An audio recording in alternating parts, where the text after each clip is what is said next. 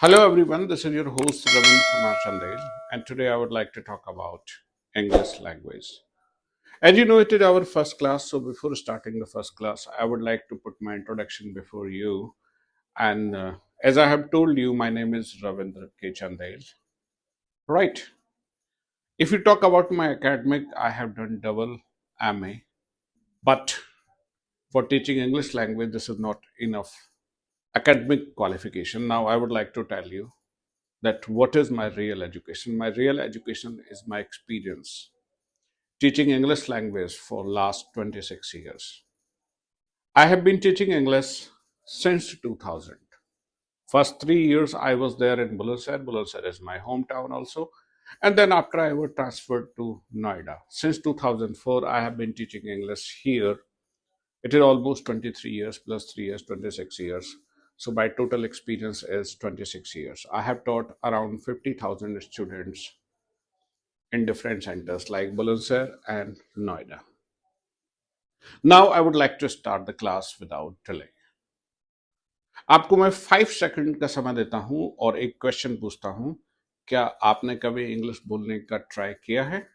और अगर ट्राई किया है तो वो क्या तरीका है? आप मुझे कमेंट बॉक्स में जरूर बताइए कि आपने क्या तरीका इस्तेमाल किया और हमारा तरीका कैसे डिफरेंट है। मैं अपने तरीके को प्रेजेंट करने वाला हूं।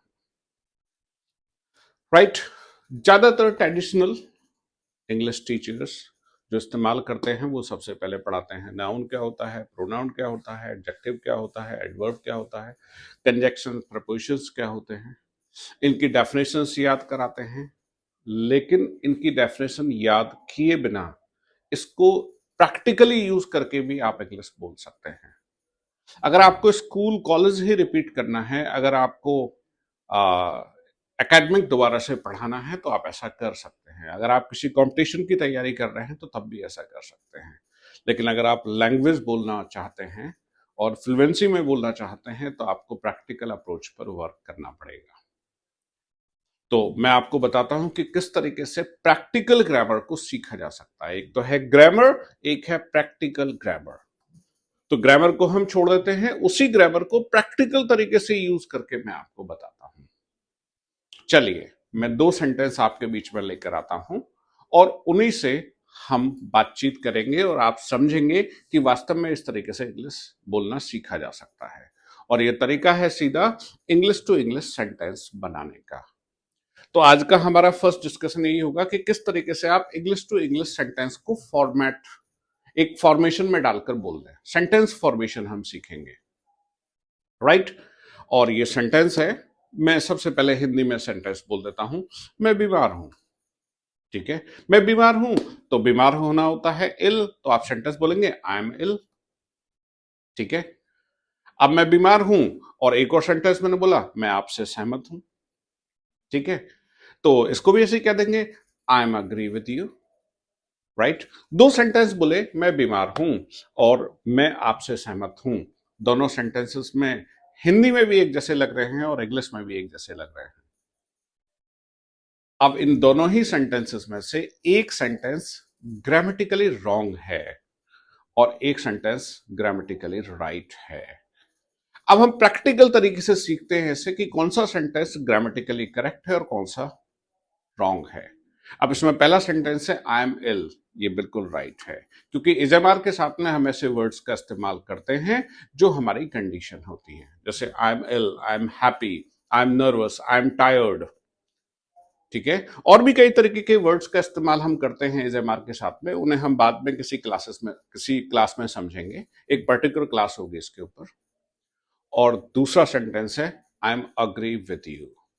ठीक है, ज्यादातर लोग इसे ऐसे ही बोलते हैं लेकिन ये रॉन्ग सेंटेंस है। राइट सेंटेंस है आई अग्री विद यू। आप चाहें तो इसे ऐसे भी कह सकते हैं I M agreed with you. किसी और क्लास में हम आपको बताएंगे I am agreed with you कैसे करेक्ट है। आज हम केवल बताएंगे कि आई अग्री विद यू कैसे करेक्ट है और आई एम अग्री विद यू कैसे इनकरेक्ट है। देखिए, जब हम इंग्लिश बोलना चाहते हैं तो हमें एग्जैक्टली सिंटैक्स पे काम करना चाहिए। सिंटैक्स मतलब एक सेंटेंस में जितने तरीके के वर्ड्स हैं उन्हें हम जानते हुए सही से प्रैक्टिकली इस्तेमाल कर लें। ठीक है, जैसे सब्जेक्ट है, हेल्पिंग वर्ब है, हेल्पिंग वर्ब के साथ में वर्ब है, वर्ब के साथ में कोई preposition लगा है या कोई कंजक्शन लगा है और उसके बाद में ऑब्जेक्ट है और उसके साथ में कोई एडवर्ब लगा है, इस तरीके से। अब मैं आपको कराने लगूं कि वर्ब क्या है, नाउन क्या है, प्रोनाउन क्या है, एडजेक्टिव, एडवर्ब, प्रेपोजिशन या कंजक्शंस क्या हैं, तो आपको फिर से कंफ्यूजन होगा। ठीक है, तो कंफ्यूजन को दूर करते हैं और हम प्रैक्टिकली सेंटेंस बनाना सीखते हैं। अब मैं आपको बताता हूं कि आई एम अग्री विद यू कैसे इनकरेक्ट है। मैंने एक सेंटेंस बोला, आई एम टीच इंग्लिश, क्या ये सेंटेंस सही है? हाँ, राइट यू आर। आप कह रहे हैं कि ये सेंटेंस गलत है, आपको कहना चाहिए I am teaching you English, right. अगर मैंने एक और सेंटेंस बनाया, आई एम स्टैंड हियर, तो क्या मुझे ये सेंटेंस करेक्ट लग रहा है? नहीं, ये इनकरेक्ट है। मुझे कहना चाहिए I am standing here. Okay, I am stand here और आई एम स्टैंडिंग हियर में अंतर है, राइट अगर मैं कहूं I am go to market, तो क्या ये सेंटेंस सही है? नहीं, ये गलत है। यहां पर सेंटेंस बोलना चाहिए मुझे I am going to market. अगर मैं कहूं I am listening to music, तो क्या ये सेंटेंस ठीक है? नहीं, ये सेंटेंस भी गलत है। मुझे कहना चाहिए I am listening to music. हमने अपने एकेडमिक्स में, अपने सब्जेक्ट्स में पढ़ा है कि किस तरीके से इजेमार के साथ में हमें वर्ब में आईएनजी लगा देना चाहिए। तो हमें पहचानना है वर्ड। तो वर्ड इसमें जैसे कि टीच है, स्टैंड है, गो है या फिर लिसन है, लिसन टू है, ये सब के सब वर्ब हैं। और इजेमार के साथ में अगर कोई वर्ब आता है तो बहुत साधारण सा रूल है, छोटा बच्चा भी जानता है, थर्ड क्लास फर्स्ट क्लास का बच्चा भी बता देगा कि यहां पर वर्ब में आईएनजी लगना चाहिए, राइट। और हमने यही गलती करी। और जब हमने सेंटेंस बोला आई एम अग्री विद यू, तो यहां पर यही तो गलती हुई, राइट। आपने अग्री वर्ड में आईएनजी ही नहीं लगाया। तो अगर हम आईएनजी जोड़ देते हैं तो क्या सेंटेंस ठीक हो जाएगा? चलिए लिख कर देखते हैं। I am agree plus I N G, right. अगर हम ऐसा करते हैं तो सेंटेंस अभी भी गलत है, रॉन्ग है, क्योंकि मैंने अभी आपको स्पेशल रीजन बताया था और उसके हिसाब से तो सेंटेंस करेक्ट था, राइट। उसके हिसाब से तो सेंटेंस करेक्ट था। तो यहां पर आईएनजी इनकरेक्ट कैसे हो गया? देखिए, अग्री एक ऐसा वर्ब है, क्या आप जानते हैं कि अग्री का टाइप क्या है? अग्री एक ऐसा वर्ब है जिसमें आईएनजी नहीं लगा होता, राइट। ग्रामर की भाषा में इसे स्टैटिव वर्ब कहते हैं, लेकिन डिक्शनरी में आप देखेंगे तो बस आपको इतना ही देखना है, डिक्शनरी में वहां पर लिखा मिलेगा नॉन प्रोग्रेसिव वर्ब, मतलब एक ऐसा वर्ब जो प्रोग्रेसिव नहीं है। इसके कुछ कॉमन एग्जांपल हम लेते हैं, राइट। अगर मैं पसंद करता हूं किसी को तो क्या बोलूंगा? आई लाइक यू या आई एम लाइकिंग यू? कभी आपने सुना भी नहीं होगा आई एम लाइकिंग यू, क्योंकि I am liking you sentence गलत है। ऐसे ही I am agreeing with you sentence गलत है, राइट। अगर आप किसी को लव करते हैं तो बोलते हैं आई लव यू। कभी आपने सुना है आई एम लविंग यू? गलत है वो। इसी तरीके से आई एम अग्री भी गलत है। अगर आप किसी को हेट करते हैं तो बोलते हैं आई हेट यू। क्या कभी आपने बोला आई एम हेटिंग यू? तो सेंटेंस फिर से आपको बताऊंगा, आई एम हेटिंग यू गलत है, क्योंकि आई हेट यू करेक्ट है, क्योंकि ये नॉन प्रोग्रेसिव वर्ड है। ऐसे कॉमनली करीब कॉमन 30 वर्ड्स होते हैं, उनको आप याद भी रख सकते हैं। ऐसे ही आपका होता है like, love, hate, need, want, right. और भी कई वर्ड्स होते हैं, जैसे सी होता है, ठीक है, अग्री होता है, सीम होता है, राइट। तो इन सभी वर्ड्स में हम आईएनजी नहीं लगा सकते, राइट। इसलिए वर्ब अग्री में आईएनजी नहीं लगेगा और सेंटेंस हमारा करेक्ट हो जाएगा।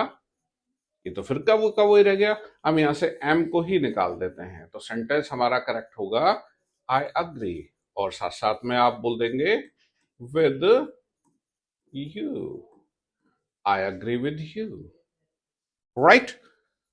अगर आपको इसका नेगेटिव सेंटेंस बनाना है तो आप बना सकते हैं, बिल्कुल। ठीक है, नेगेटिव के नॉट आता है तो सेंटेंस होगा I do not agree with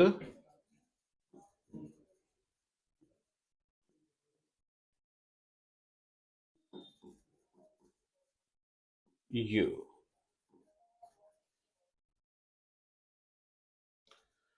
अगर आप क्वेश्चन बनाएंगे तो हेल्पिंग वर्ब डू पहले आ जाएगा और सेंटेंस बनेगा do you agree with me, do you agree with her, right. आज आपकी ये फर्स्ट क्लास थी और इस फर्स्ट क्लास में मैंने आपको अंतर बताया प्रेजेंट सिंपल और प्रेजेंट कंटिन्यूअस का। ठीक है, इनडायरेक्टली मैंने ये भी बताने की कोशिश की है। प्रेजेंट कंटिन्यूअस में सब कुछ वर्ड ऐसे होते हैं जो प्रोग्रेसिव नहीं होते। डिक्शनरी में जितने भी वर्ड मिलेंगे उसका 90% वर्ड वर्ब्स होते हैं, एक्शन होते हैं, और 10% वर्ड ऐसे भी होते हैं जैसे हैप्पी है, इल है, सैड है। क्या हैप्पी का क्वेश्चन आप बना सकते हैं डू यू हैप्पी इस फॉरवर्ड तरीके से, या आई हैप्पी कह सकते हैं, आप हमेशा आई एम हैप्पी कहेंगे। ठीक है, तो वो 10% सेपरेट वर्ड्स होते हैं और 90% वर्ड होते हैं एक्शन मतलब वर्ब। और अग्री यहां पर एक वर्ब है और हमें पहचानना है कि वर्ड वर्ब है या फिर वर्ब नहीं है। अब मैं कुछ वर्ड बोलता हूं, आप मुझे बताइए कि वो वर्ब है या नहीं है, कमेंट बॉक्स में जरूर बताइएगा। ठीक है, हैप्पी क्या है, वर्ब या नो वर्ब? रीड क्या है, प्ले क्या है, स्पीक क्या है, कम क्या है, बेंच क्या है, फैन क्या है, राइट, एसी क्या है, अखिलेश क्या है, राइट, सैड क्या है, सिट क्या है, राइट। आपको बस ये पहचानना चाहिए और आई एम श्योर आप कमेंट बॉक्स में मुझे बताएंगे कि आपका डाउट क्लियर हो गया है। ठीक है, और आप मुझे इसमें से ये भी बताएंगे जितने भी वर्ड्स मैंने अभी बोले कि इसमें से वर्ब क्या था और नो वर्ब क्या था। ठीक है, अगर आप बता पा रहे हैं कमेंट बॉक्स में तो मैं समझ रहा हूं कि आपने इस वीडियो से बहुत कुछ सीखा है। चलिए किसी और नेक्स्ट वीडियो में मिलते हैं और इंग्लिश में किस तरीके के डाउट्स होते हैं और इंग्लिश सीखने के लिए क्या क्या बाधक तत्व होते हैं उनके बारे में हम बातें करते हैं। आप हमारे चैनल को सब्सक्राइब और लाइक कीजिए, राइट। और आप इसी तरीके की और लॉन्ग वीडियो चाहते हैं, हमारे शॉर्ट वीडियोस तो आ ही रहे हैं जो चैनल पे पड़े होते हैं। अगर आप इस तरीके के लॉन्ग वीडियो चाहते हैं तो हमारे चैनल को लाइक और सब्सक्राइब कीजिए ताकि आपकी सपोर्ट के साथ में आपको इंग्लिश लर्न करना भी मिले। डिफरेंट टॉपिक्स पर हम वीडियो बनाते रहेंगे और हमारे वीडियो आते रहेंगे। This is your host Ravindra K Chandel. Thank you very much. Please like and subscribe.